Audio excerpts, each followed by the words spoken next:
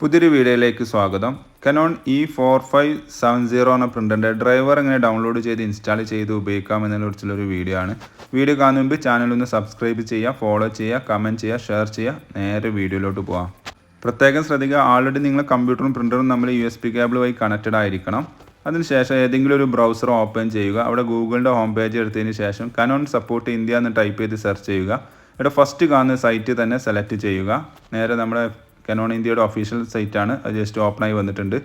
നമുക്കിവിടെ താഴെ നമ്മുടെ പ്രിൻ്ററിൻ്റെ മോഡൽ ടൈപ്പ് ചെയ്ത് കൊടുക്കുമ്പോൾ താഴെ അതിൻ്റെ ലിസ്റ്റ് കാണിക്കുന്നുണ്ട്. ജസ്റ്റ് ഒന്ന് സെലക്ട് ചെയ്ത് കൊടുത്താൽ മതി. അപ്പോൾ നേരെ അത് ഡൗൺലോഡിങ്ങിൻ്റെ പേജിലോട്ട് പോകും. ജസ്റ്റ് നമ്മുടെ പ്രിൻ്ററിൻ്റെ പേര്, പ്രിവ്യൂ കാര്യങ്ങളൊക്കെ ഇവിടെ കാണുന്നുണ്ട്. ഇവിടെ നമ്മൾ ആദ്യം ചെയ്യാനുള്ളത് നമ്മൾ ഓപ്പറേറ്റിംഗ് സിസ്റ്റം ഏതാണെന്നുള്ളത് സെലക്ട് ചെയ്യണം. നോർമൽ കേസിൽ ഓട്ടോമാറ്റിക്കായിട്ട് ഡിറ്റക്റ്റ് ചെയ്തിട്ടുണ്ടാവും. എന്നാലും നിങ്ങളതൊന്ന് കൺഫേം ചെയ്യുന്നത് നല്ലതായിരിക്കും.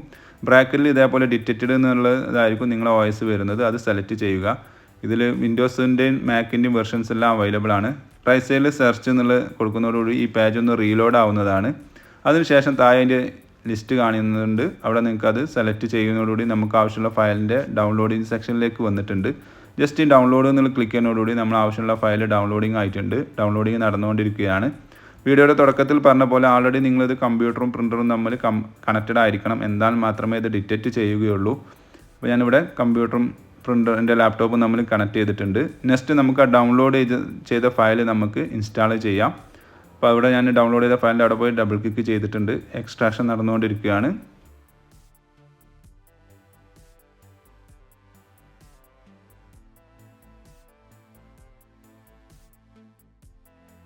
അങ്ങനെ ഇൻസ്റ്റാളേഷൻ ഫയൽ ഓപ്പണായി വന്നിട്ടുണ്ട്. ഇവിടെ നെക്സ്റ്റ് എന്നുള്ളത് ക്ലിക്ക് ചെയ്യുക.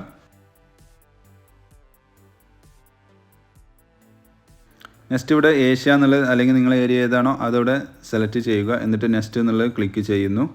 ഇവിടെ എസ് എന്നുള്ളത് കൊടുക്കുന്നു. എന്നാൽ മാത്രമേ മുന്നോട്ട് പോവുകയുള്ളൂ. ഓക്കെ, ഇവിടെ സെർച്ച് ചെയ്യുന്ന സമയത്ത് നമ്മുടെ പ്രിൻ്ററിൻ്റെ നമ്മൾ ആൾറെഡി USB കേബിൾ കണക്റ്റഡ് ആണെങ്കിൽ നമ്മളിവിടെ പ്രിൻ്ററിൻ്റെ പേരും സീരിയൽ നമ്പറെല്ലാം തെളിഞ്ഞു വരുന്നതാണ്. ഇല്ലയെന്നുണ്ടെങ്കിൽ നിങ്ങൾ തിരിച്ചത്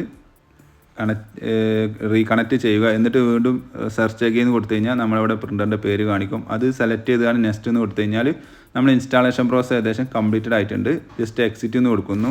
ഇനി നിങ്ങൾക്ക് ഏതെങ്കിലും സോഫ്റ്റ്വെയറിനോ അല്ലെങ്കിൽ ഏതെങ്കിലും PDF വേർഡിൽ നിന്ന് ഏതെങ്കിലും നിങ്ങൾക്ക് വേണമെന്നുണ്ടെങ്കിൽ പ്രിൻറ്റ് കൊടുക്കാവുന്നതാണ്. ഞാനിപ്പോൾ ഒരു സാമ്പിളിന് വേണ്ടി control panel devices and printers പോയിട്ട് ജസ്റ്റ് ടെസ്റ്റ് പേജ് കൊടുക്കുകയാണ്.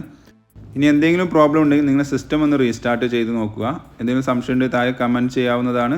റീപ്ലൈ തരുന്നതാണ്. കൂടുതൽ വിവരങ്ങൾക്ക് വേണ്ടി ചാനൽ സബ്സ്ക്രൈബ് ചെയ്യുക, ഫോളോ ചെയ്യുക, കമൻറ്റ് ചെയ്യുക, ഷെയർ ചെയ്യുക. Thank you for watching my video.